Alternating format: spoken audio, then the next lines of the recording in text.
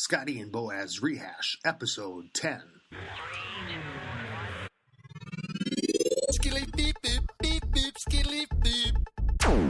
And we are back with the Clash of Clans for the fans in the stands. This is Boaz, and I'm here today with the. I should have thought of something in advance for you, Scotty. I really like the Ever Beautiful. I mean, that one's always good. Beautiful, bodacious, bootylicious Scotty 827, and we're here also joined today with Tskits. How's it going, Tskits? Hey, how's it going, guys? Tskits has been, I guess, a little background, has been around. I know we've talked about him on the podcast.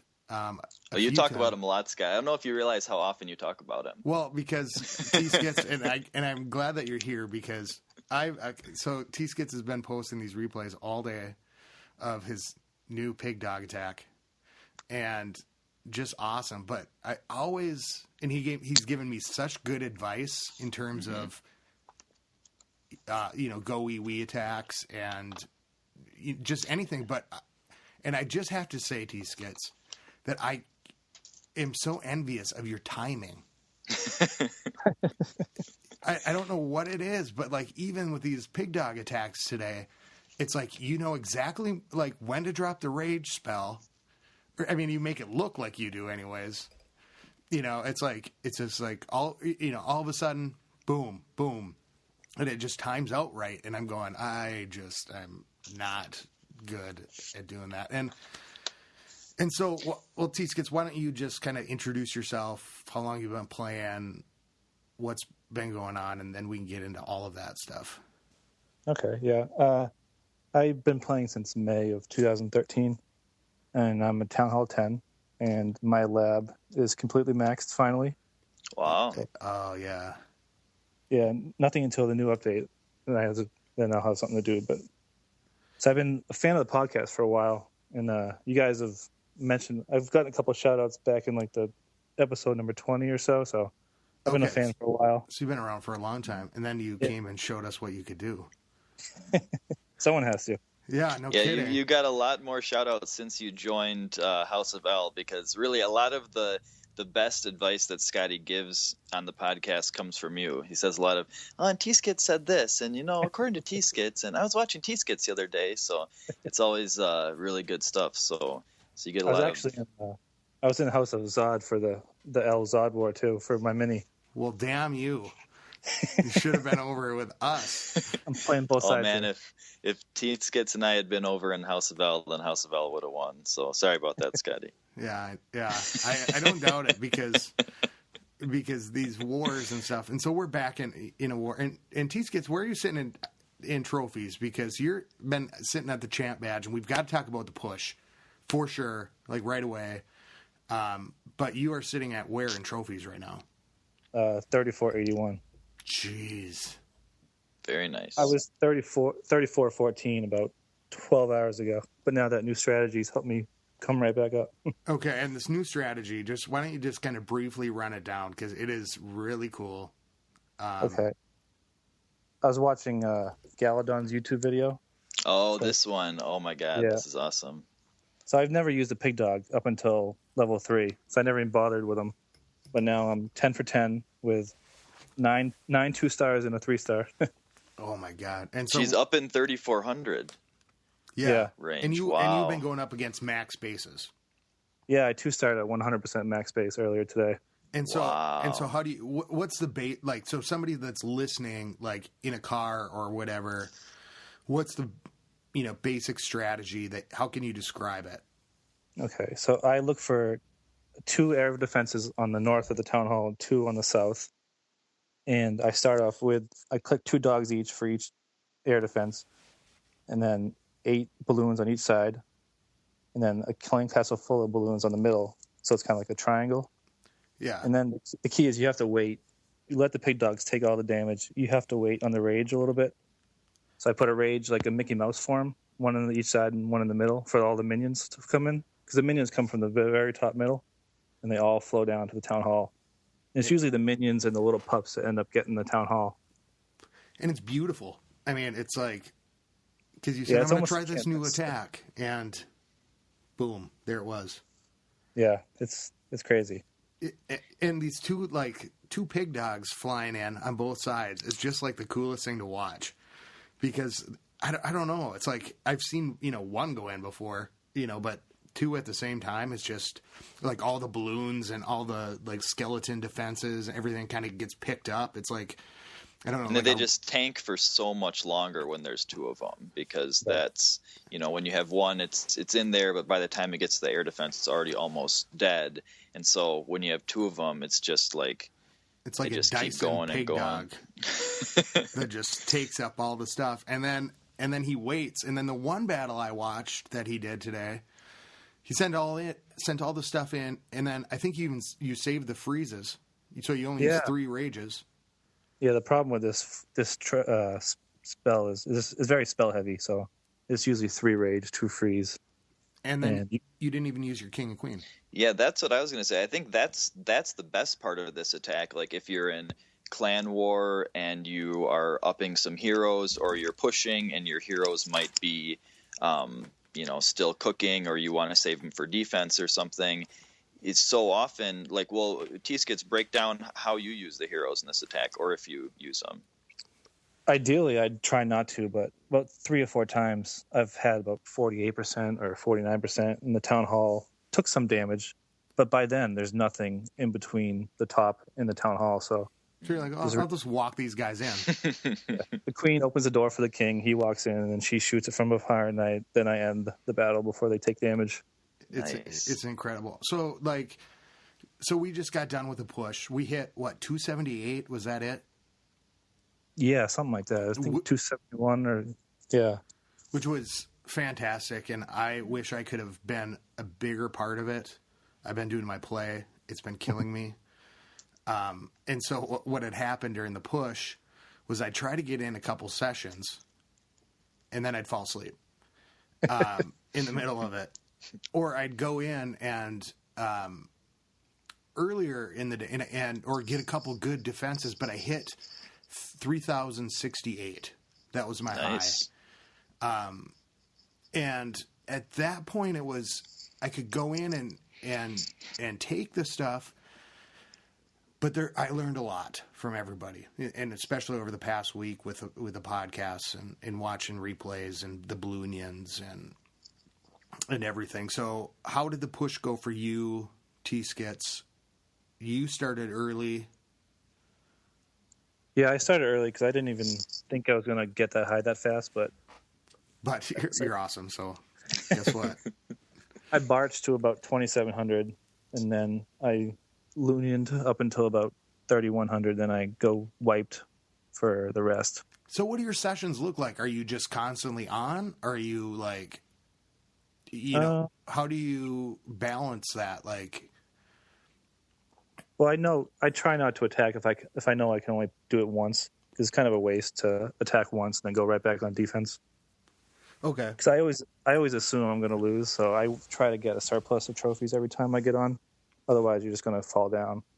Yeah, there's nothing so demoralizing as going on, spending all the time, and then ending up with less than you started with, wasting all those hours. Oh my God! You're better off just waiting. Well, and what was happening to me was I was getting hit for about -5. So I thought, and I got this advice like early in the push was, don't go for the 13s. Because you're only going to get whatever, go for the 20 somethings. And so I did that. And if I could come out like 9 or 10 ahead and -5, it'd kind of come out as a wash, like I was still going up incrementally, fucking slowly, but I was going up. And then I had a couple good defenses here and there. I must have got lucky. I don't know what was going on. Tweak my base a little bit. I wish I could have seen my war base during this push because my war base barely gets 2-starred. Sometimes it does. But I'm going, okay, I've got these extra wall pieces. What does it look like in my war base? I can't remember. So I should have taken a picture. But because you weren't in war, so you could. Oh, I see we what you're weren't in saying. the war, so I couldn't see my war base. Oh. And my war base is set up a little bit differently than my normal farming base, and I just take my town hall out and whatnot. But so do you farm Tskits? I'm actually farming kind of / pushing at the same time. So just walk us through what you do. Like, okay, so you are about to attack somebody. What do you look for? Is there like a minimum elixir? Are you looking for gold? Well, during the push, I was looking for anything over 4 cups, really, because up here, 90% of the offers are either +3 -38 or +2 -39. Jesus, and that's a gamble. Yeah, because I remember I actually switched. Sorry, what's that? I stopped go wiping because if it's a 3-cup offer, there's no point of going all out for a 2-star when you can just go back to Lunian for a 1-star. Okay, and then because if you can only get 2 stars, It's only a 1-star difference anyway. Then. Right. well, that's a really interesting point. I never switched. Okay, but keep going. So you're looking. Did you buy elixir? Did you have to? I mean, I got lucky. I actually never had to buy elixir. I had to buy gold at one point, though. Unfortunately, So I was at 1.2 million. I kept searching and literally could not find anything. Oh my God! I got down to 0. So that's 1,000, and it's like 1,200 nexting. Yeah. Or Neste if you're in Norwegian. Well, that was one of the most valuable things I learned from Bryce and Natalia was next. And so I would next like nobody's business and trying to find something. And sometimes I would. I don't know. But I don't think I ever hit over like 200 or 300 at the most. I'm probably picky than a normal person. What's that? I'm probably a little more picky than your normal person. So I'm afraid to lose 38 because that's just 2-3 days worth of. So it's not. I'd rather wait. Yeah. Well, and that's good though because like you guys have like taught me that it's like be picky, and that was the thing. Coop said that. Nat said that. And I know we talked about it in the chat during the push in the COC podcast clan, and it was be picky. Right.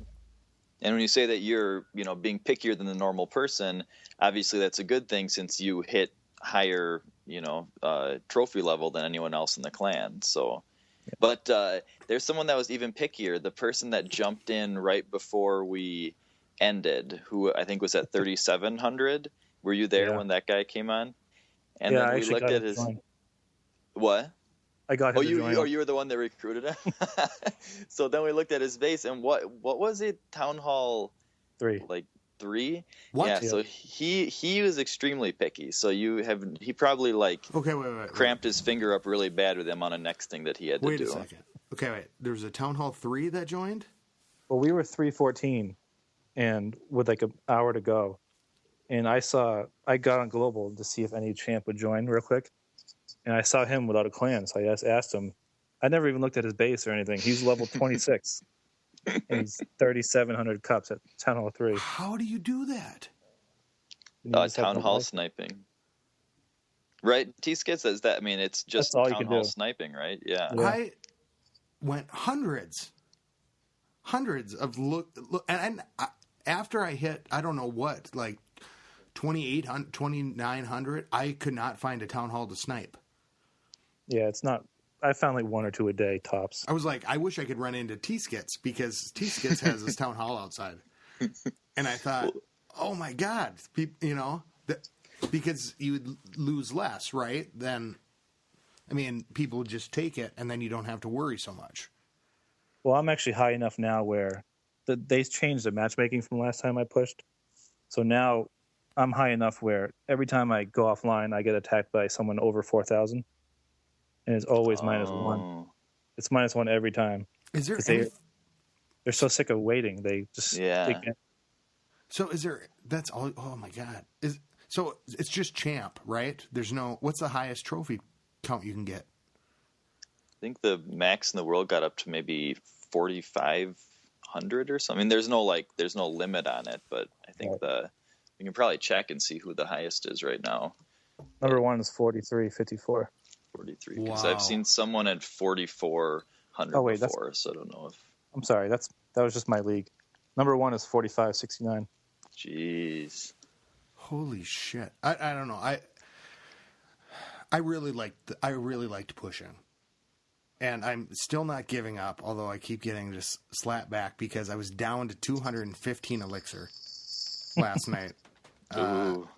And so I'm like, well, I'm going to have to be very careful. I'm very careful. The bonuses are nice, but then your expos get emptied every time you log off. And when you're tired and you fall asleep playing, or just like it reloads, I was watching Guardians of the Galaxy last night and it reloads. I'm like, oh, son of a bitch. I just got attacked.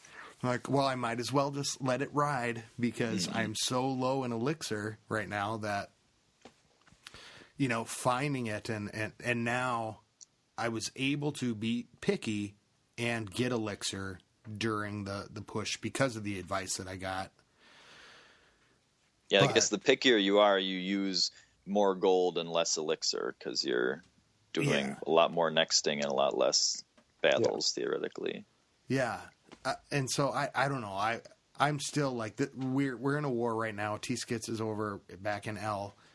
I'm going to be worthless this war. I mean, I think I'm at like 100 and some thousand elixir, maybe a little bit more. Try the pig dog. I only have level ones. I've only got level ones. It's probably still. So I mean, the other advantage of that is that you are replacing a lot of elixir with dark elixir. Yes. And so it's for when you're running out. Then I was able to get my pig dogs to 2 start during the push because it's just like flowing in, up high because I'm using the Balloonian, and then 2 Valkyries. I'm doing 2 Valkyries because here's what I found is I could get my Balloonians in there and everything, and then I'd send the Velks in front of the heroes, and they run faster, they take the fire, they do a lot of great damage, and it seemed to like put me over that edge of the 50% mark a lot of times because, just having the Velks, I don't know, even work on a wall for a second, or getting in, being able to drop them wherever and having them do the splash damage, really helped. But I was using a lot of spells too, and I was using 3 rages, freeze, and a heal.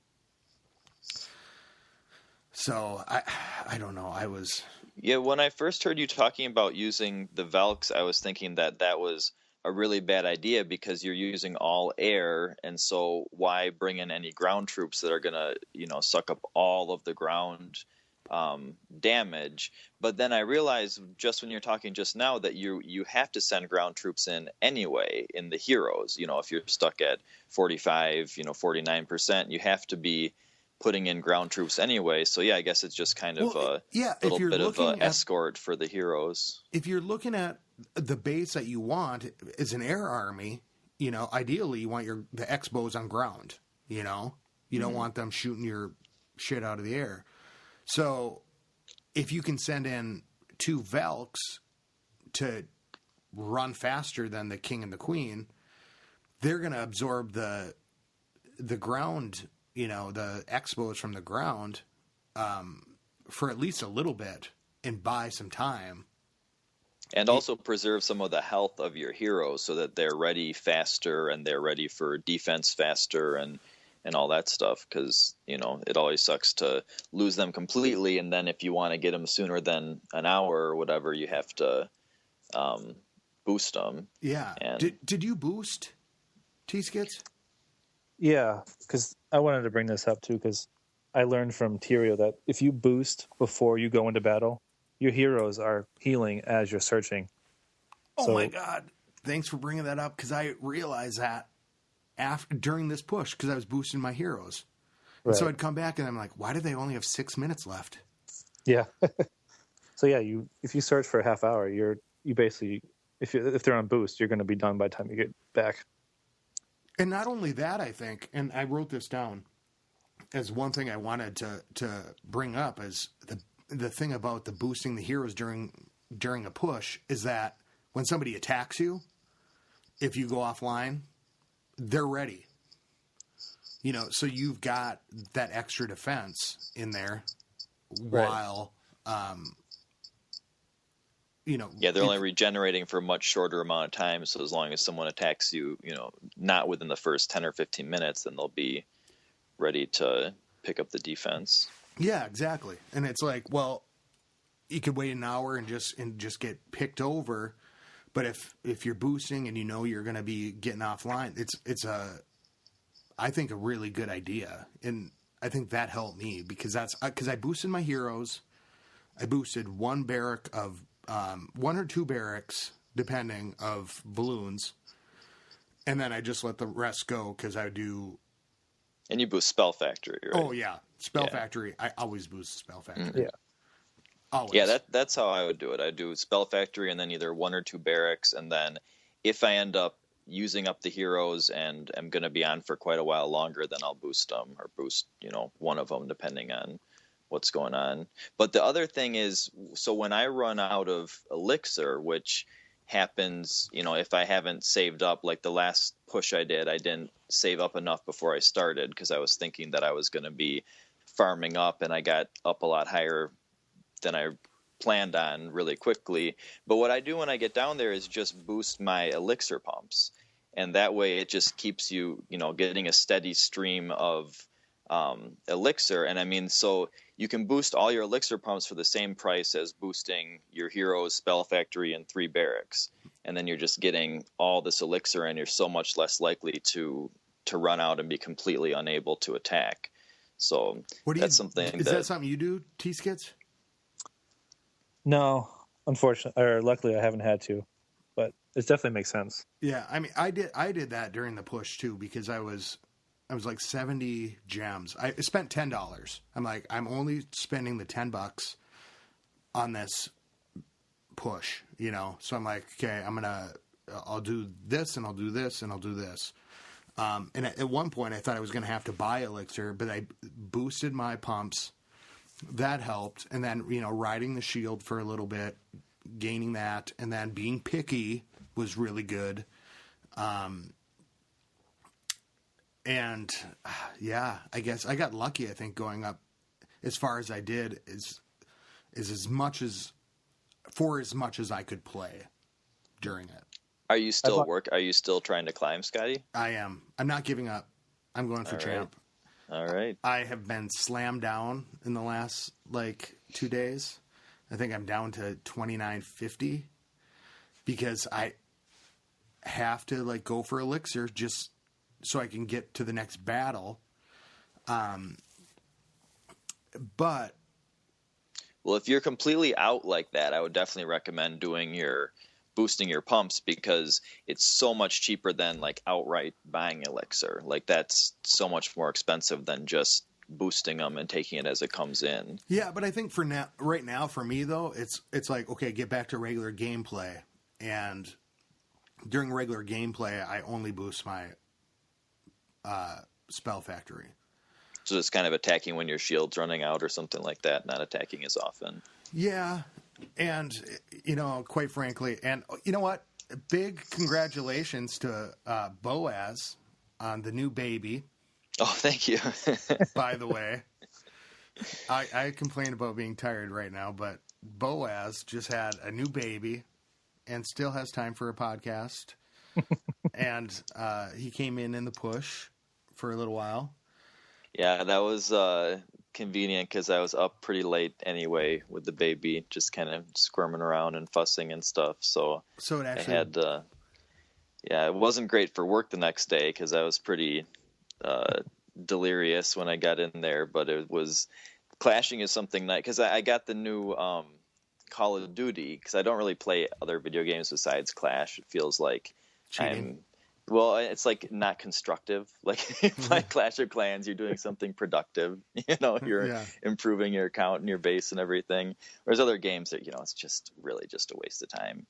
But I've got the new Call of Duty, and I've been wanting to play it, but I can't play it like with the kid in my lap, and so it sat in the plastic for like a week. Just because I was like, oh, I'm going to play it. And then I just couldn't, put him, he wouldn't stay asleep long enough for the whatever. Machine gun fire to die down?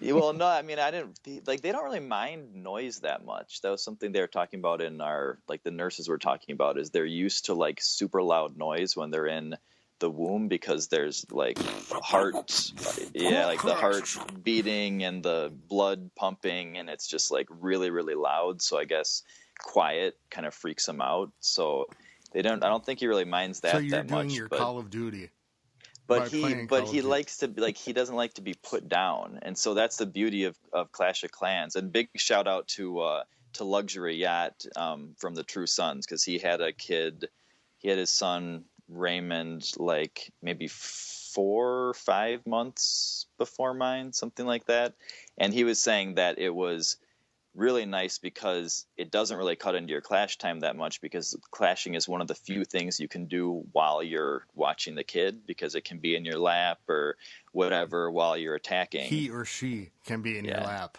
Yeah. Not it. Well, yeah. I tend to use bad descriptions and pronouns and stuff when I'm talking about the babies. So well, no, I know what you mean, but I get corrected on it, which I should. I shouldn't call it it and well, I suppose, and you're probably calling it until it actually gets born.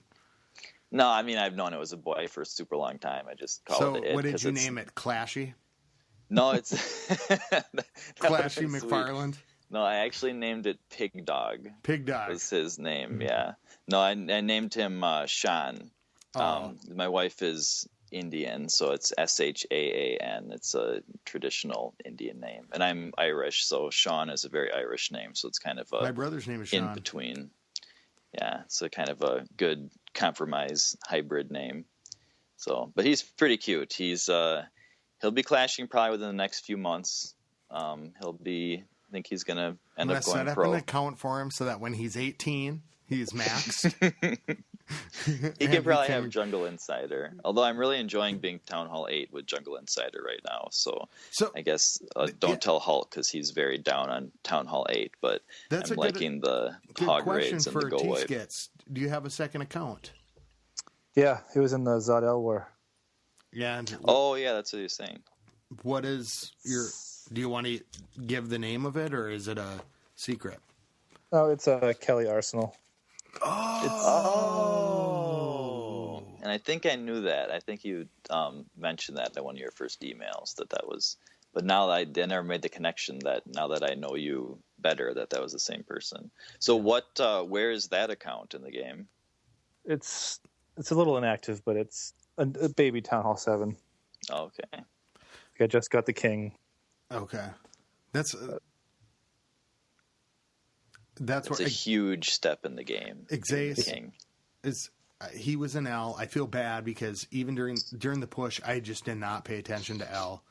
Sasquatch took over as leader, did a great job, but I just didn't play Xace. I should have, and I gave permission on the podcast to kick him out, but now he's in the nowhere zone. Because he will be my placeholder or whatever wherever he's needed. But I mean, I can't be in two places at once in that game for some reason. That's why I'm liking Phantom Zone a lot, because it's like we war about once a week, and I'm really loving doing the war attacks. Is now that I have my hogs are up to like level 3 and almost level 4. And I've been 3-starring week Town Hall 9s with my hog attacks, which has been super fun. So, and then I did a go wipe the other day, and so it's really surprising how good the Town Hall 8 attacks can be with, if you get the dark troops up and everything. But it's not too much of an obligation. I just go on and harvest my resources and then do, a couple war attacks a week. So it's just the right amount of activity. Although Scotty always gets slammed by Supercell, he does have a premonition about things, the resurgence of the hogs. Mm-hmm. That's true. And actually, I was thinking about that, Tskits. Do you think up there that hog attacks might work? Yeah, they do. Have you seen them? It's not your traditional hog attack. There's only about 20, so you clear off one side only and not try to go the whole way. And then you just clean up with your queen, and she gets the Town Hall usually. Because that's what I normally take in, about 21, 20, 22 hogs. Yep. 40 would that was not work. Because here. you can also do good 3-stars with that, because I saw a lot of like Max Town Halls videos of it where there would be hogs going in, and Jake from One Hive in his videos was talking about how the best way to take down a base is to kind of divide it into sections. And so be like, what's the best way to take down this section of the base and then this section? And so you use different, troop compositions to take out each part. And so that's where like balloons and hogs come in so handy, because different sections of the base will be weak against different troops. And so you can, instead of having to send in hogs that have to last all the way to the other side of the base, you can just have them take out, a certain set of defenses, and then, use your Golem and Wizard attack, or use some balloons in another part of the base. And yeah, I just wish I could do that. I wish I could. And that's why, and I think that's why I've shouted out Tskits so much is, and I think this goes back to Atiok and other people too, is that you can see a troop composition that will really work and kind of have you can think outside of the go wee, and you can think, outside of just a standard attack that you and tailor it. And that's not, first of all, I'm not that great at just the regular attacks in the first place. Tskits, you've seen me.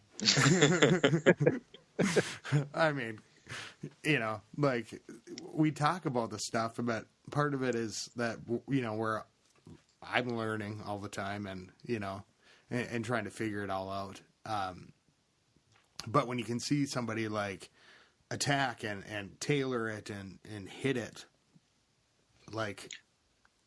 precision, it's really quite amazing. Well, the one thing about your attacks is you like to try new things, where I have never used an original attack. I never try an attack until I watch it on YouTube a lot. And I always feel like you have to watch YouTube to kind of get the nuts and bolts of a certain attack down. Otherwise, all this tinkering with it is just not going to work at first. Yeah. Yeah, all of your trial and error, Scott, you have a lot of trial and error in your attacks where you learn different things, but there's people that have already trialed and errored all of those things and figured them out. And so you can, if you wanted, go and see someone else that already worked out the kinks of the go vape or whatever the attacks are that you're interested in. The alien. Doing. The alien, the wildfire. Well, yeah, but I guess they have to start somewhere too. Mm-hmm. And I guess it's probably to the detriment of my clan that I try those things. But I also have seen a lot of bases. That's good. That's a great thing about pushing too, is that you get up there and you see, these different style of bases. And there are really patterned bases, that you could really start to adapt to. But someone was saying, was it you, Tskits, that was saying that once they got down the 5 or 6, I think maybe it was Warfrat who was saying that there's maybe 5 or 6 kind of basic designs that you see over and over and over, or variations on those designs. And so once you get, crack each of those designs, you can just know how to attack it every time it comes up. Oh yeah, absolutely. There's about 5 or 6. And I always watch my own replays, and I look for that certain base before. I look for the base, and then I look for how many cups it's worth. Mm. because I know I can already attack the base. What do you think about my base? Have you Your looked what? at it? Well, either Regular. one. I still have my divots, which I think, my Teslas Go are look at your outside. base. My Teslas are outside still. And I've basically had the base for a long time. But I don't see that type of base. So I like it when people put the Teslas outside, but only in one situation, which is when they're baiting someone in terms of their lure circumference. And so, like, if the clan castle is nestled inside, but there's like one spot where they have the ability to send in some hogs and lure out the clan castle, and so that's the one place they're always going to send, either a couple giants and a couple wall breakers, or some hogs or some balloons, however they want to lure it. That's the one place they can do it, and so you just sucker them into going for that spot, and then you put the Teslas there, and it completely screws up their attack. So I like it when people do that, but besides that, I think it's nice to have the Teslas a little bit protected by walls. Well, the only thing I would say about Teslas is, do you get attacked by golems a lot, Scotty? I had one big attack, and actually, I think it was like a minus 21 or something like that. I mean, it was only one big one, but they always go to that place, to the outside, and it just distracts them. Right. Yeah, they're good for keeping golems from going in the middle. I did get attacked by 5 P.E.K.K.A.s. That is what I think that was the big one that really screwed me over. I mean, so that guy like went in with like 5 P.E.K.K.A.s. I mean, that was a commitment. I mean, but usually they don't get that far in my base. And I think anything like, defensively, and now with the skeleton traps, what do you guys think about the skeleton traps? I mean, I had them all in the center because I kept getting hit air-wise beforehand, or like in war. And halfway during the push, I put them all on the outside. The skeleton traps? Yeah, on ground. Or no, I think, what were they, on ground or were they on air? I can't remember. No, I think they're on ground because I was getting barched so bad because of the 50% thing. And then that really slowed people down. Well, the traps, they don't distract troops that target defenses, so right. They're good for distracting P.E.K.K.A., but the golem care less. But the barchers, the people that come into barge, but then it's only 4 of them, so that they really aren't a big distraction for barge, it seems like. Okay, so maybe I'm wrong. I'm in my thing calling a base, so I'll have to go into this a little bit later. The new thing that we've been doing. I have a huge shout out to Keaton. Well, I want to shout out Nat and Bryce and Coop and Tskits and Warfrat and everybody that really smashed it during the. Sorry, I was just watching the Avengers right before this.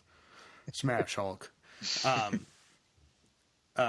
During the push, I mean, because it was really good, and Bazinga and everybody that was, anybody you can think of, Tskits, that Eglay and Lulu and I feel bad that I don't remember the name. The Town Hall 8 that was in Master 2, it might have ended up in Master 1 by the end of it. You guys know who I'm talking about? Oh, I don't remember. Oh, it was Mr. Psycho Rocker. Oh, yeah. So that when I realized what Town Hall level he was, I was like, holy crap. So that was really impressive, I thought. Yeah, there's so many like black badges and then the champ badges that like it all blends together. So normally you can kind of tell. Mailman, who was there. Yep. Matt, who was there, who I want to do an interview with. I want to do an interview with Mailman too. Just, killed it. And Mailman got into champ. So I'm not giving up. That's my That's what I said last year. My New Year's resolution, I'm getting to champ. So you have like another month and a half here to. It's probably going to take me do that it. long, to tell you the truth. I was going to give up, and then so I was at 34.71, and I was like, I'm going to give up. I'm just going to drop down. But then so I got down to 34.14, and then I watched that video yesterday. So now I'm right back up. I'm going to try at least for 35. 35? Yeah, 3,500. So what's a bonus up there? 180. Nice. So you basically get all your spells covered. Yep. And then you just have to make up for your army. I'm looking at your base right now, Scotty. Yeah. And that's the exact base I look for now, is for the 4 pig dogs. Oh, fuck. I Please think ignore we're the gonna first half see- of this podcast. It was not good advice. Tskits I think was we're wrong. going to see a lot of this attack because usually when someone comes up with a new attack or, a video that's kind of, they're saying, oh, this is a new big thing.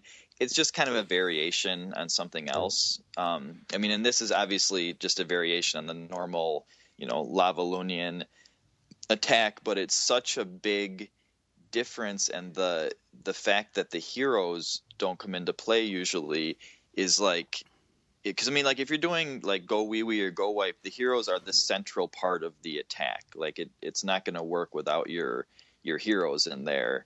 But with this one, the fact that he was 2-starring these completely maxed bases without using the heroes, and then even 3-starring some almost maxed bases with just needing the heroes to like take out a couple buildings at the end and then healing them back up, like. It seems like kind of a game changer, and it seems weird that nobody thought of it before. Well, and that's why we brought Tskits on, to misdirect, because that's my long-term strategy, is to teach everybody how to do it wrong. And Yeah, that's so smart, that Scotty. my base is going to be fine. Well, let me Can I go add in one and thing look at about your that? base. What's that, Tskits? I just want to add one thing. So when I was pushing, I was being picky, so I was waiting for bases without heroes at first. But then I realized it's a lot harder to attack with go wipe with heroes that aren't there, because I always use them to drag me into the middle. Ooh. Like I do that in war. I try to get centralized heroes because I know they're going to drag me into the middle. But with this pig dog thing, they're all defensive oriented troops, so they don't care where the heroes are. So a queen is just going to sit there and try to shoot a balloon, and then she's going to get distracted by all those little pups. So the heroes don't matter. The expos don't really matter. Clan It's Castle doesn't matter. Right, because that's where you freeze them, and then Yeah, the only so thing that matters. how did war change everything for you? Because people listening, war has only been invented in Clash of Clans for about 7 months now. Right. Were you a farmer beforehand? Were you? Yeah. And then I got to champ like right around when war started, just because I watched YouTube videos on how to Loonian. So I got up there with loons because my heroes were only like 13 or 14, so I couldn't really go wipe. Whereas whose I like to videos were you- reinvent the wheel. Whose videos were you watching mainly for the learning how to do the Lunian? White Lightning / Mystic 7. He has like 2 different aliases, I guess. Oh, So I actually joined his clan for I a few sense months. a Boneyard or Boaz Presents coming up. Because he made 3,800 plus as a Town Hall 9 using loons. and he had the record for highest Town Hall 8 trophies, and then also Town Hall 9 trophies at different points in his career. So, yeah, wouldn't that be a cool person to have on Boaz Presents? That would be a cool person to have That'd on. be pretty That cool. would be very cool. I'll have to look into that a little bit. You might have to look into that. Interesting. And also Princess Pants, I heard, Oh, okay. as well. We can check that out. But that would be really cool. Mr. Boaz. No spoiler alert here, guys. No spoiler alert. Nothing to see here. Nothing to see here. Yep. Move Look along. The other way. Look the other way, everybody. But yeah, me too. I gotta say, Tskits. I was hoping that's who you'd say, because that's the person that I watch. I don't watch much YouTube, but I watched him for the loon guides and stuff, and yeah, he's really, really good. And that's such a, especially when you're starting from square one with it, it's nice to have some kind of little bit of something to start with, so you're not. Yeah, he breaks it down step by step, because I never used the level 2, 3, 4, or 5 loon before. I waited till they were 6 before I started using them. I didn't even want to use them until I saw that video on how to do it, so then that got me into using them. That's really kind of the point, though, isn't it? Like, unless you have that troop maxed out, it's not really worth it. Are you there? Who's there? And we're back after a little glitch. Little blip there. So, yes, sorry, everybody. I didn't put my phone on Do Not Disturb, and I ruined the entire situation. Dare you, so, son of a bitch. We are back, though, with the Clash of Clans for the fans in the stands. And, yeah, so the push happened. We're back in war. And so, speaking of war, I have a huge development in my Clash of Clans career. Scotty was talking earlier about the difference between tailoring the army to the base and then just kind of going in with a stock army that you use for any base. And I've long been, advocating having a really, specific army that that can just kind of break down the base, the most efficiently. Outside. Yeah, that's my other big thing. But so I was listening back to the other one we did, and it was interesting to hear the last one where I said, the big war clans, they spend all this time breaking down the bases and everything, and tailoring their armies and stuff, and I just don't have time to do that because I cook my army and then get on and then attack. I don't have time to sit on there and be calling it and making sure I get it and everything. And so huge shout out to Keaton, who is a fan in the stands. He's also John Galt in Phantom Zone. Amazing attacker, great member for the True Sons and for the Phantom Zone. So big shout out to Keaton. He told us about this website called clashcaller.com. And Tskits, have you heard of that at all? No. So it is pretty sweet. So you just go on there and you say that you're starting a war, and you enter the opponent's name, and it gives you a 5-digit code. And then you give that code to everyone in your clan. You just send a clan mail with that code. So all you do when you go on the website and start up the war is you say who you're fighting and the amount of members in the war. And so then it sets up a list where you can call which base you want. So say we're usually in 35-person wars. So it has a list of 1 through 35. You can call which base. You can put your name down. You can put notes for other people if you want to give them advice on how to attack their base or something about how you're going to attack your base. You can make a certain amount of time so that if someone say they call it and then they don't attack within 5 hours, then they can't just hijack the base for the entire war. Their call expires at some point and then someone else can call that base. But so it has changed everything for me because now I can make those completely customized armies without having to worry about whether or not I'm going to be able to get that base. So in the past, I would kind of make my stock army for Go Wee Wee, for instance, and then I would pick my base and kind of be on the chat. Okay, I'm taking this base. Nobody take this base, as I'm cooking the few extra troops for the base. But now I can choose it when war begins. Just now, I went in and looked through the bases and chose one of the bases and called it. So now I have 24 hours to prepare for that attack. And so I can just look at the base, ask people for advice, maybe put some screenshots in GroupMe or something on, how to lure the best or things like that, or just ask for advice in chat and give other people advice on their bases. So everybody knows exactly what they're hitting and there's no confusion. And so I can make an army that's just specifically the exact number of whatever, each thing that's going to be best for it. In some bases, it's, still pretty much the same basic composition that I'll use, and not edit it too much. But some of them, if there's certain weaknesses that they have, you can make a really, really specific army, and it's just such a massive advantage compared to just kind of going in with whatever and kind of winging it. And also the ability to be spending the whole day kind of popping on, looking at the base, thinking about it, popping back on. Oh, where was the radius of the clan castle there? Where was the Tesla's positioned, or, where do I think they're going to be? And just be able to spend so much time prepping, because I don't really farm that much anymore. Like, it's just mostly war. And so to be able to spend that extra time just has been improving my attacks so much and made it so much more satisfying to know that the base that I want is going to be there.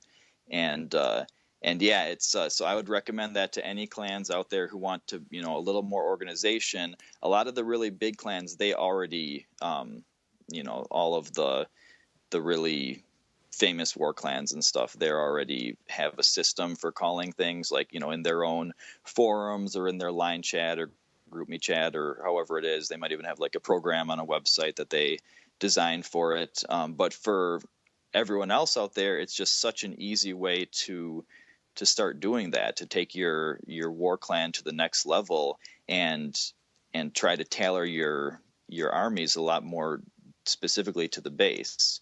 So I highly recommend it to anybody out there who kind of, is taking war a little more seriously. If you're just kind of going in and winging it, then... I mean... Yeah, I never heard that website, but it definitely sounds like... Because I can't pay attention to fucking line and everything else,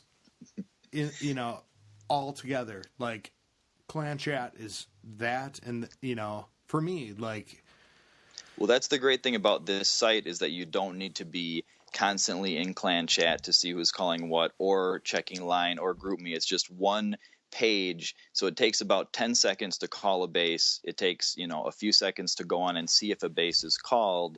And it's just like a very quick reference. So anyone that doesn't have a lot of time to be spending in like the, social network sites or whatever, communicating with their clan, it's just a quick reference guide to see what's taken, what might fit you the best, and quick glance at the bases to see which one you think, might cater to your strengths. And yeah, so it's, I would be curious what you think, Scotty, if you check it out, because it makes war, you be able to be more complicated with your attacks, but it really simplifies things too, because it's just so quick and easy. And yeah, so I don't know, I'm curious, if the listeners try it out, what they think, but it's definitely I'm so used amazing to reacting, to me. like, wait, see what happens, and then attack based on that.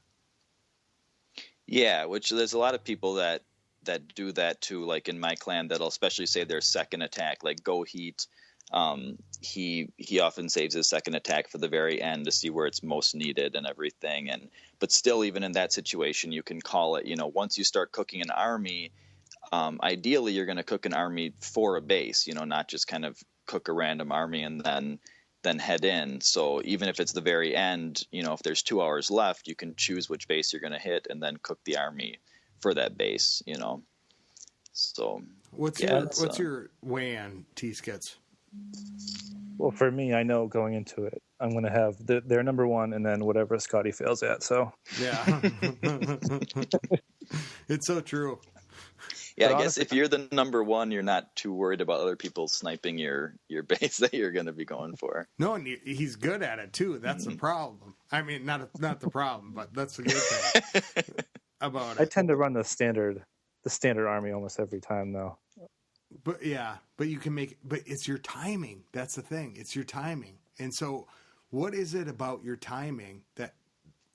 Yeah, break down what is your standard army and how do you timing? Do your standard attack. What's a failing of other people's timing that you see? Like mine, for example. You've seen me fail over and over again. Well, one of the biggest things is someone will put down a golem, and the golem's heading right for the wall, right behind a wizard tower. And people put wall breakers immediately after. Oh, yeah. Wizard tower gets them every time.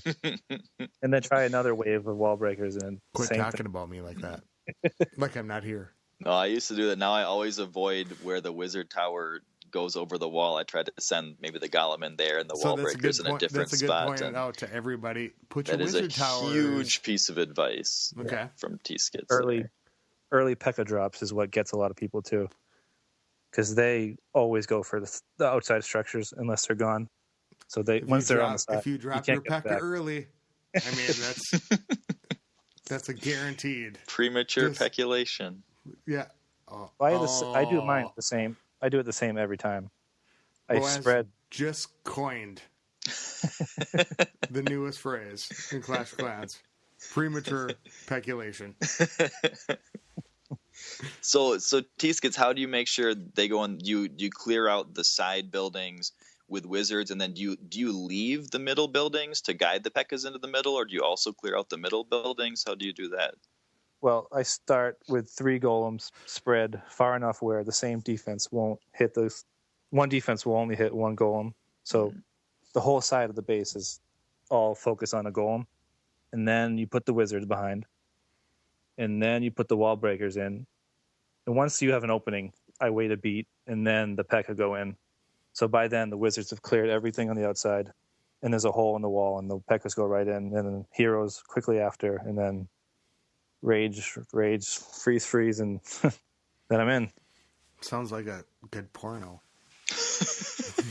And so since you're attacking the top base, you're virtually always just going for a 2-star. You're never 3-starring that top base, right? Or do you ever, like, how does that work?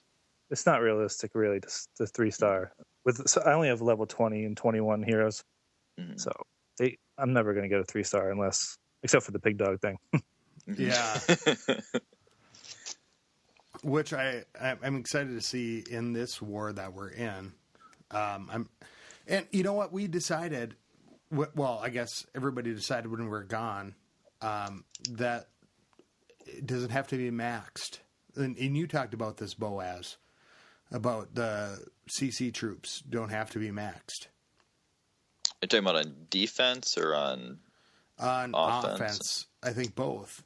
Well, Town Hall level 9 level troops. Like what you can accept it.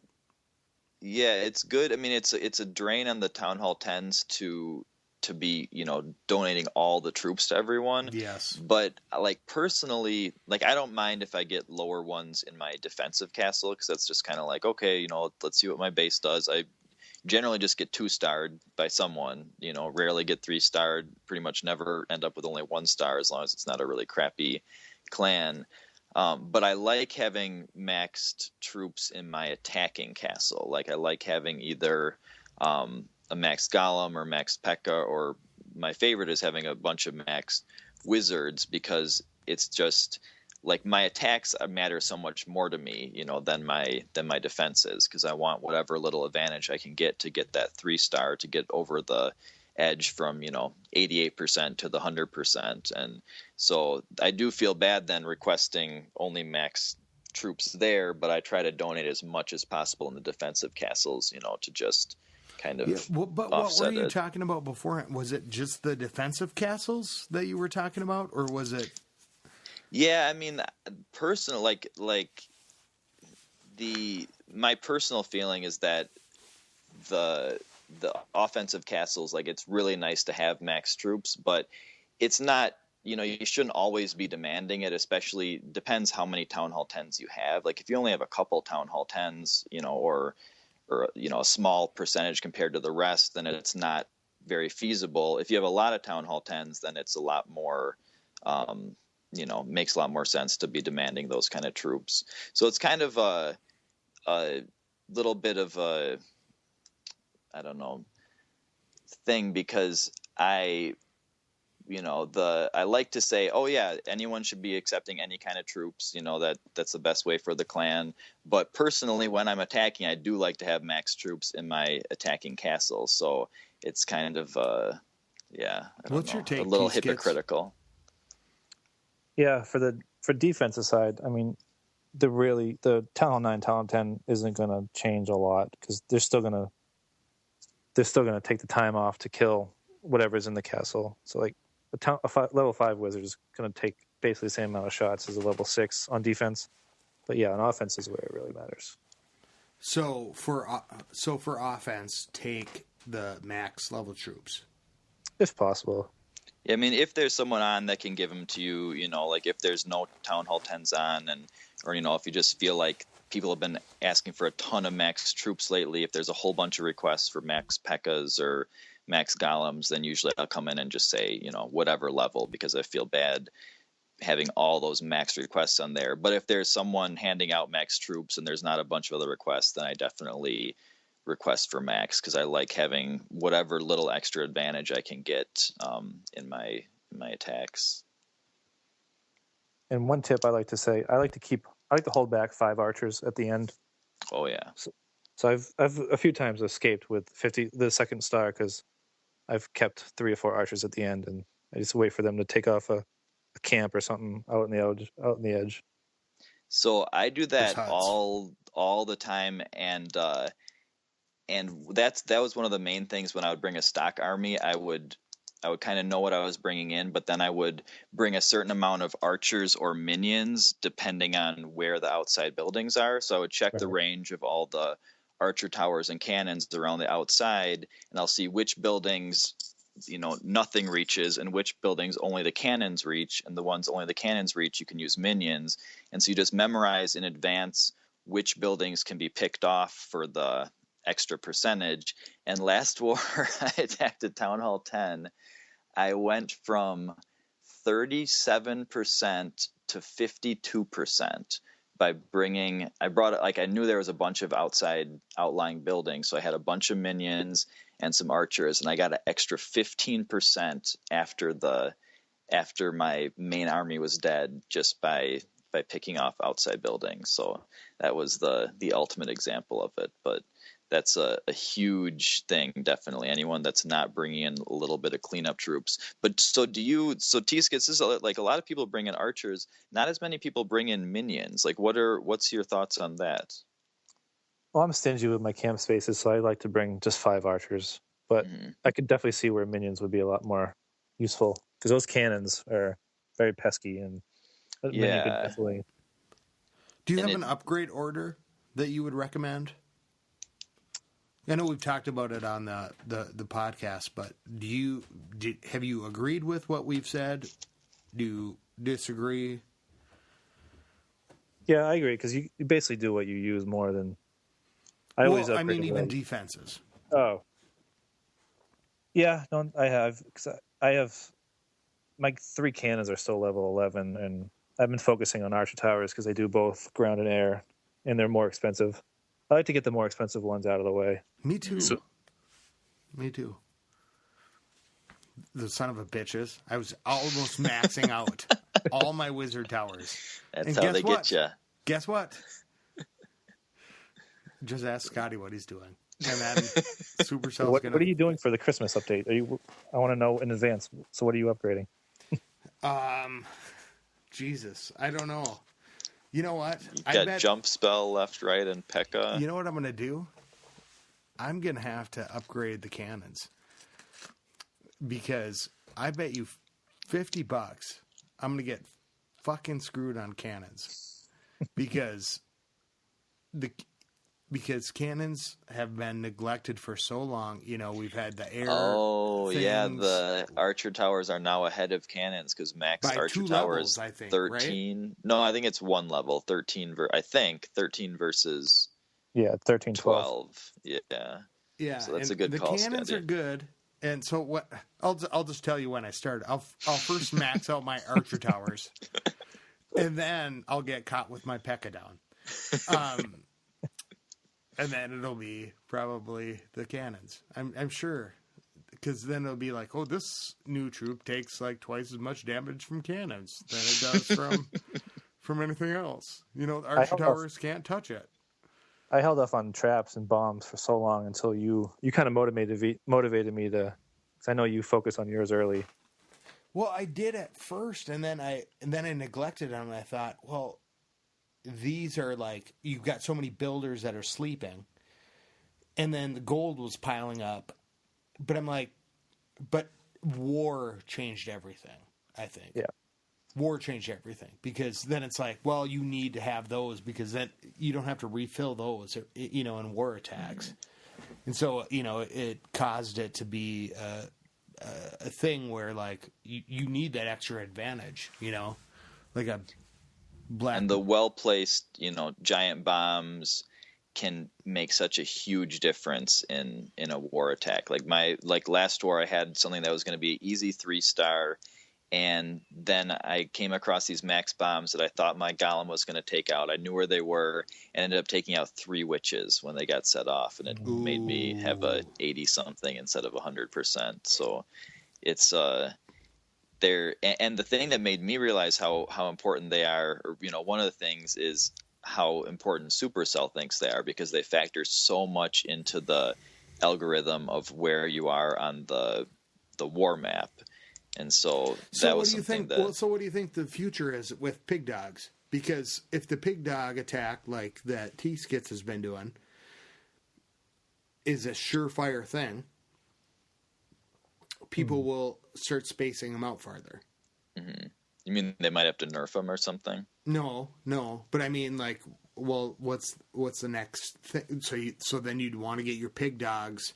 You'd want the pig dogs to come in farther out and have higher level archer towers outside. I don't know. Like, that's what I mean. You're saying, like, how will people change their bases to counter? I gotcha. Yeah, Tskits, what bases do you avoid when you're coming in with the what is it, Quattro Lava Lunian attack? Right. I avoid way spread out air defenses, or 3 on one side. And that's exactly what you'd go for with a Lunian, right? The spread out. Yeah, because you don't want them spread out too much for the pig dog, because you want to be able to freeze 1 or 2, the ones that aren't targeted. So if there's 3 on one side, you're kind of screwed. So that's a good point, Scotty, that you want to avoid the centralized ones with a standard loon minion attack, at least in the past before there were pig dogs, because the ones on the outside, you could send in your balloons and take them out quickly if they're farther out. But now with this one, you want everything to get sucked into the middle. So it's catch-22 for people making their bases. Well, it's nice to know that, like, a Town Hall 10 is vulnerable, you know, that you can, you know, like, take it out if you need to. You know what I mean? Like, it's not impenetrable. And would you say it's a relatively easy attack, like skill-wise, Tskits, or is it kind of tricky to master it? The only skill part would be the spell placement or timing. I mean, because you're tempted just to rush in there and place all the spells down, but you really have to wait until the loons get there. Mm-hmm. And then immediately put the minions right behind the last set of loons, because the minions is they're gonna grab the town hall. And the splash damage from the balloons tends to take out a chunk of the town hall's health as well, right? Absolutely. Very nice. Earlier today, I had to send the queen in. She took 1 hit, and the town hall was done. Nice. And she didn't even take any damage. So I was wondering, at what point in your pushing Tskits did you stop winning defenses, or are you still sometimes winning defenses up where you are? I kept the town hall inside till 3375-ish. Wow. And I wasn't winning. I'd win 1 out of 10 probably. And then it got to the point where I was high enough where the matchmaking, I can attract the higher one, so I put it up town hall outside. That's so interesting that it actually is better to be matched up against much higher people because the cup offering is so tiny. So basically, would they get the same for 3-starring you as they would for town hall sniping you? Yeah. Wow. On my defensive log, I'm looking at the last 4. There's a 4166, 4104, and a 4134. Jeez. And they're all the big top clans like Ice Ice Baby, North 44, all them. And so there's not generally going to be so what's your cup offering on revenging them then? You can't. Well, you can, but the way Champions works is you can't revenge someone for, I think it's a minute. They have to be offline for a minute, and they're never going to last that long. Oh, I see. That's Once you're what she champion, said. you can't revenge another champion. Just you mean you like they won't let you, or it's just because of the It's because of the minute lag. restriction? Because of people that would team up with other clans and say, there's an article I read where someone texted another guy offering $75 for a revenge for a cheap shield. So that's what Supercell, they fixed that because you would never last more than 3 seconds. That's what she said. Damn it, I can't stop myself. Just caught that. Champion Nice, problems. Scotty. Kudos on that one. That was my second one. I was actually I was in Global yesterday, and there was a guy who was at 3,900, and I was chatting with him, and he was pretty nice. I was like, "Hey, I'm about to log off in a second." And sure enough, I logged off. He was still searching in the clouds, and boom, he found me. Really? Yeah. Oh, that's pretty cool. I wish I could have logged off and found your Town Hall 10 sitting outside. Because I'm like, if I could even just get 50 like trophies for Scotty right there. Or just I guess a couple only trophies, a third of it. It would have been awesome. Yeah, they don't care about the loot either. Because I have 175,000 dark right now. I know. Yeah. That's what's crazy. Yeah, that was interesting talking to Tyrael, how those people up there are just gemming their loot anyway, and so not really worrying about, or a lot of the people are just gemming their loot. He's sitting stuff. on 175,000 dark elixir. So what's your next Dark Elixir upgrade that you're doing? I'm waiting for this war to end. I can do a hero. Okay. 'Cause I can't spend it in the lab, so. How much are your hero upgrades right now for 21 or 22? The Queen's 110, the King is 95. Oh, wow. So you could do both of them at once pretty much, with a little bit more. That would suck. Yeah. Well, you could do both of them at once and just use the Quattro Lavalunian attack until they're done. Yeah. But that would really suck to get stuck with some 49% there. Yeah, and that's 7 days without either one, so. Yeah. It's a Well, at nightmare. least it's changed a little bit since the game started. Yeah, it used to be much worse, right? It used to not cap out at a week, or has it always done at least that? an hour. I mean, like Oh yeah, the and regeneration then time. before the hero abilities came into play. I mean, everything keeps changing. So I've been doing this play. That's why I'm so exhausted and tired and busy and whatever. Not like I just had a baby or anything, but but one of the guys from the play just joined the clan, and I'm like, you have no idea what the game was like before when I started the game. Like there was no heroes. There was no dark troops. There was no king. There was no king, queen, and then there was no hero ability. Yeah, that came way later. Yeah, there's no war. There was none of that. I mean, and that was like a year and a half after I was playing. So yeah, when I started, there was already both heroes, and I think they had at least, Valkyries out of the Dark Troops. I started in March of 2013. So I think they already had, Golems and Witches and Lava Hounds all came out while I was playing. Okay. Well, I suppose we're running at probably almost an hour and a half here for this one. I have an announcement to make. A personal announcement. So I just hit 50 million war loot. So I'm halfway to my third war loot star. So it's 100 million to get the 3 stars for the war loot achievement, and I'm halfway there. You've So almost I got am it up. extremely proud of myself. So everybody give a Congratulations. standing ovation to me, To all the True fans in Son the stands. Boaz. Yeah, At feel free True to Son congratulate Boaz. me at True Son Boaz. And how about you, Tskits? You want to do any shout-outs? Yeah. The Avarice family is where I was in with White Lightning, and I learned a lot over there. And then my buddy Shampy Daves, I'd like to do a quick shout out to him. He'll probably listen to this. Well, he better listen to this. That bastard. Can I do one last tip? Yeah. If you're not gonna lure, bring a lightning. For Christ. Oh, know what? yeah. Let's talk about this, actually. Oh, yes. Let's talk about this because Tskits, I have been bringing it up in the podcast about the lightning spell that you told me about. And every time I've ignored your advice, I have failed. If you're not going to bring it, just lure everybody, because the castle, especially in war, it's always going to be full. It's always going to distract your troops from the middle.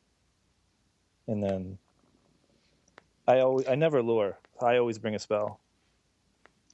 So I went one way and now I'm back the other way on this. So a lot of the times the clans I face, the Town Hall 9s have like an unlurable clan castle where all the defenses are so far outside the circumference that there's just no shot at luring them.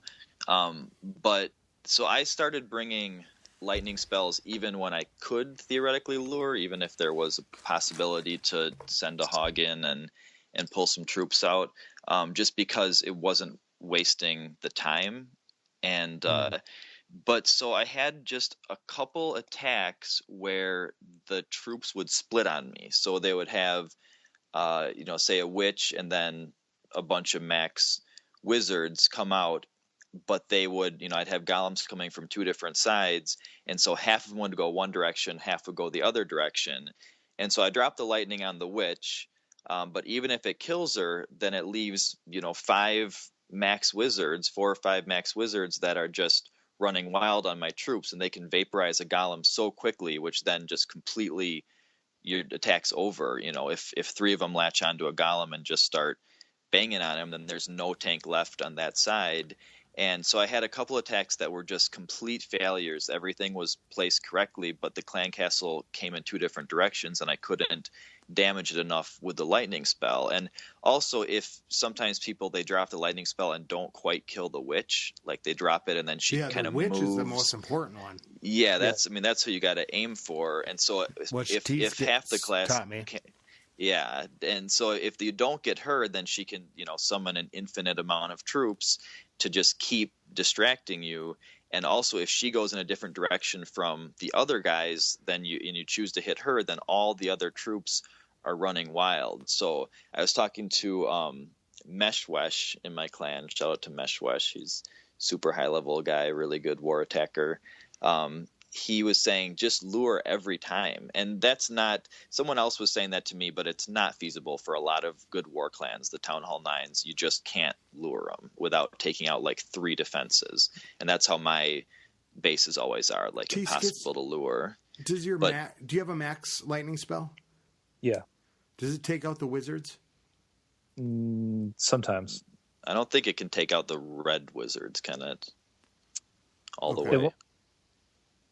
It can, but not a lot. And I was talking about you the other day with the interview with Nat and Bryce, and about how pay attention to the damage that your minions do going in, because what you did is you got close to that 50%, and then you knew your minions took out, like, they were, racking some damage on a couple buildings, and then you threw that lightning in and smashed it down and then got your 50%.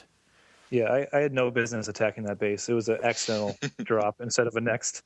So all the air defenses were on the outside. All the expos were pointed to the air. But it made sense though, and it worked because, like you said, you pay attention to where you did the damage. You know, and a tip for people if you're I think Tskits or someone on that might have already said that the builders huts or especially the hero bases, even if they're not damaged at all, you can take them out with one lightning spell, and so lightning spells can be a little more versatile on when you're pushing. Well, in that case, there was the gold mine was right next to a builder hut, and the gold you mine, took out both. I'll never be able to take it out in one until it's damaged, and then so I got both of them in one. So that's awesome. Yeah, that would have been minus 38. So do you have a Twitter? Do people follow you on Twitter? Oh, wait, I'm not quite done with the lure thing. So the other advantage to not bringing a lightning, so if you can lure them out, if there's any possibility, you should do it and lure them to the corner and just kill them with, a couple witches and surround them with wizards and have some barbs in front of the witches for when they first get there. But you can bring in an extra spell. And so like what I used to do is 2 rage, 1 jump, 1 lightning. And now I can do 2 rage, 1 jump, 1 heal. And so now in the middle, as long as it's a Town Hall 9 and not a Town Hall 10 that has Infernos, you can drop the heal on all the troops in the middle, the heroes and whatever other troops are in the middle. And it makes me so much more likely to 3-star because usually they would peter out in the middle, and then it would be, incumbent upon all the other troops coming around the sides to get the 3-star. But if you have the heal in the middle, along with the rages and everything, then those troops last so much longer, and then they, are more likely to get out of the middle and keep going. And so having that extra, the spells are just so precious. So having an extra spell slot that you're not using on lightning is really important, especially for Town Hall 9, because you only have 4 spells as opposed to 5 with and you haven't made the Town Hall 10 10 yet, huh? I have not. No, I'm at let's see. I'm still 158 Legos and 92 skulls. But my heroes are really in the last 2 pushes I've probably could have gone up 3 hero levels that I didn't because of doing these 2 pushes, and so I'm really wanting to get my heroes up. I'm kind of bummed about them. So, but yeah, definitely what Tskits is saying. If you're not going to lure, you have to bring a lightning. You can't just kind of wing it unless you're using dragons or something. Then it's a little more feasible. But yeah, my advice would be if you can, you should try to lure. Well, the problem now is that the clan castle troops come out all 4 sides, they do tend to split up, which is unfortunate, but I use the clan castle to drag me into the middle. Mm-hmm. So then I freeze them. I gotcha. So yeah. I try to use that to my advantage. So I love freezing. Because the P.E.K.K.A.s and heroes and stuff, they normally won't bypass random buildings the way golems do. But if if there's heroes or clan castle troops, they'll drop everything they're doing and run into the middle, and that's where you want them anyway. Yeah, good point. That's how I try to use it. All right, well, use their own clan castle against them. Listen to Tskits. That's my advice. Oh, and one other thing, I've said on the podcast in the past, the way I thought that the troops come out, I thought it was by the housing space, and so as long as we're talking about clan castle troops coming out, I thought it was the 1-spot troops coming out first, then the minions, then the 4-spot troops, 5-spot troops, etc. So that's not how it goes. It's regular first and dark, right? Yeah, it's regular first. So it follows the exact order of, and I did not realize this, and it's made a huge difference in a couple situations where I thought I had lured the whole thing, and then there was something else left. And so, yeah, they go in the order of upgrades. You can just look at the barracks and see, the upgrade order, and then the regulars have to all finish before the dark ones come out. And do you mean the highest level upgraded ones, or no? Just the order of so say if you look at a barracks, it goes barbs, archers, goblins, giants, etc. So it goes in that order, and then after P.E.K.K.A.s, which no one has a P.E.K.K.A. in their defensive clan castle usually, but after dragons, then it goes to minions, hogs, valkyries, witches, etc. So I think I had a dragon, some archers, so I wasn't paying very close enough attention to how many troops come out. You should count the housing space of the troops that come out to make sure that you've got everything. But I think a dragon came out, and I was like, okay, well, nothing's bigger than a dragon. And then a witch popped out afterwards, and I was like, oh, crap. So, yeah. It's, okay. That makes sense. And the other thing is when you're luring with balloons, which I like to do when I'm doing like the Halawiwi or Galawiwi attacks. If anyone has a chance to look at YouTube, definitely check out Hulk Files. That's my favorite YouTube channel for sure.